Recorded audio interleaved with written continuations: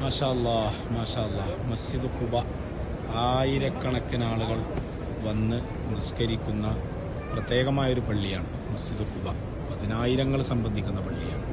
ഇവിടെ നമുക്കറിയാം നബി സല്ലല്ലാഹു അലൈഹി വസല്ലമ തങ്ങളുടെ ഒട്ടകം ആദ്യം എവിടെയാണോ മുട്ടുകുത്തുന്നതെങ്കിൽ, മക്കയിൽ നിന്ന് മദീനയിലേക്ക് ഹിജറ വരുന്ന സമയത്ത് അവിടുത്തെ ഒട്ടകം എവിടെയാണോ ആദ്യം മുട്ടുകുത്തുന്നതെങ്കിൽ അവിടെ താമസിക്കുമെന്ന ഒരു പരിഹാരമാണ് സ്വഹാബത്തിൻ്റെ ഇടയിലും മദീനയിലുള്ള ആളുകൾക്കിടയിൽ.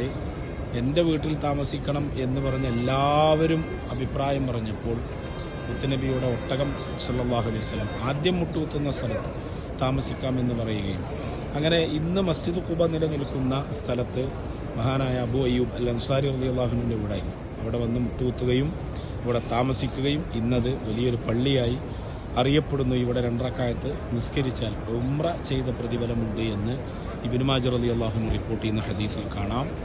അൽഹംദുലില്ലാഹ്, വലിയ ബറക്കത്തുള്ള പള്ളി. ആ പള്ളിയാണ് ഇപ്പോൾ നിങ്ങൾ വീഡിയോയിൽ കണ്ടുകൊണ്ടിരിക്കുന്നത്. ഓക്കെ, പള്ളിയുടെ ഒരു ഭാഗം മാത്രമാണ് നിങ്ങൾ കാണുന്നത്. ഇൻഷാ അല്ലാഹ്.